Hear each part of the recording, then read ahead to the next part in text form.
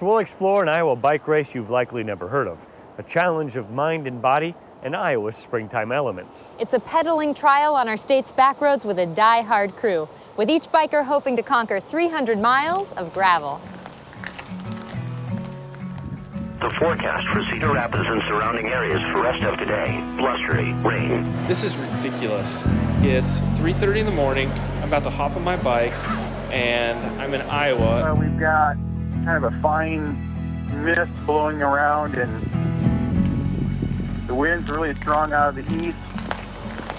I've never really done this before. All right, where I'm at right now, it's kind of foggy. We're not really traditional bike racers. We like to go out and do something that's different. 300 and some miles. That's not so much a race as a war of attrition. Don't get hurt.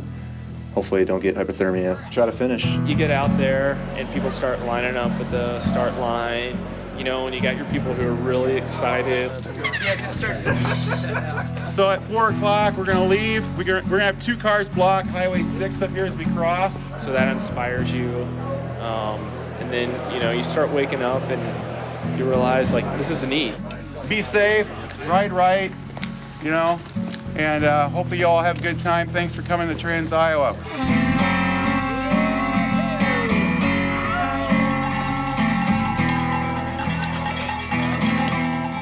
Trans Iowa, a homegrown bike race you've likely never heard of.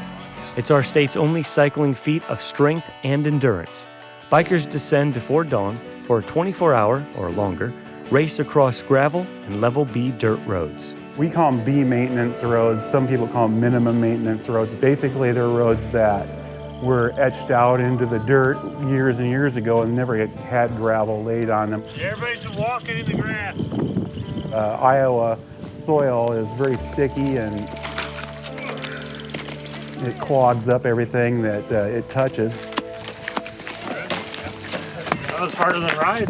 And so when the cyclist tries to cycle a B road that's wet, it just, within a few feet, your bike weighs a third again as much as it did when you entered the B road because of all the mud stuck to it all of a sudden.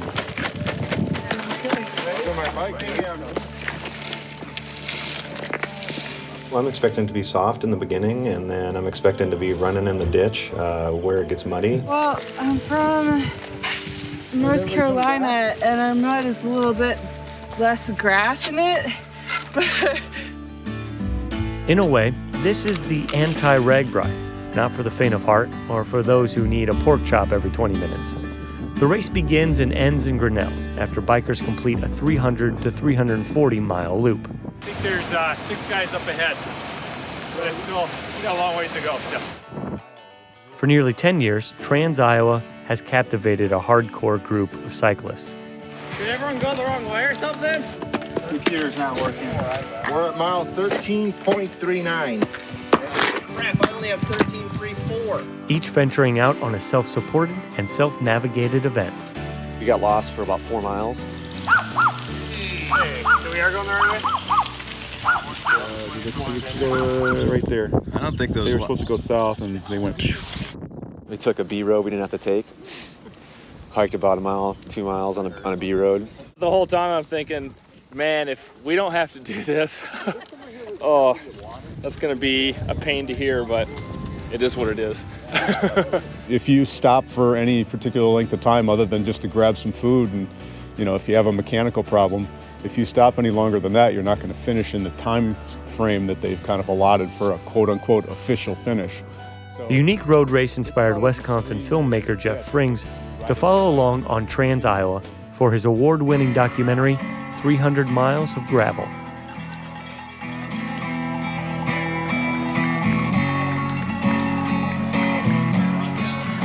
It's just kind of a fly by the seat of your pants kind of a thing. My wife drove the car and I shot all the video and didn't know what I was going to get and how it was going to go. But in the end, the storyline that I like personally is Corey Godfrey, nicknamed Cornbread. And I think it was about the 50-mile mark or just before the 50-mile mark, his drivetrain on his bike just blew up. The chain exploded. 50 miles in probably, so there's not much you can do. I tried to make it into single speed several times, but the chain was so torqued and bent. It would just jump gears. It jumped into a harder gear. And then there's so much tension on the chain that eventually the chain just exploded in like 10 different parts.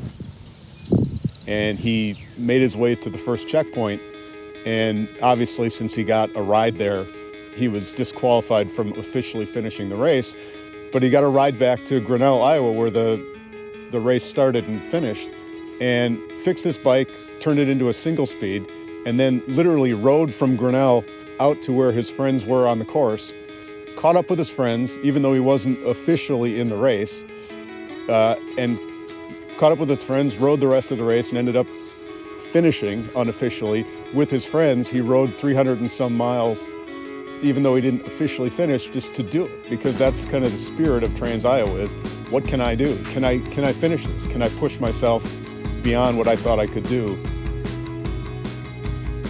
Frings says his documentary aims to not only introduce Iowans to the hardest bike race they've never heard of, but answer a question viewers are likely to ask early and often.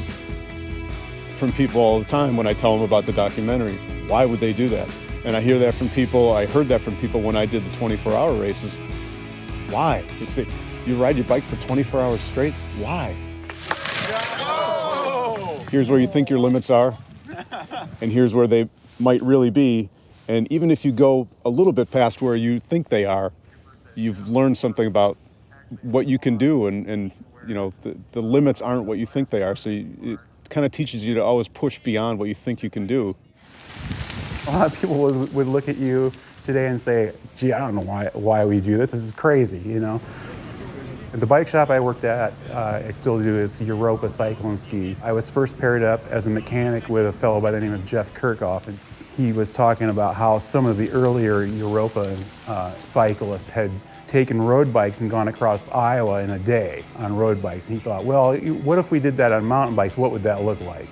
And I said, yeah, we could do it all on gravel roads and forget that pavement stuff. And he goes, let's do it.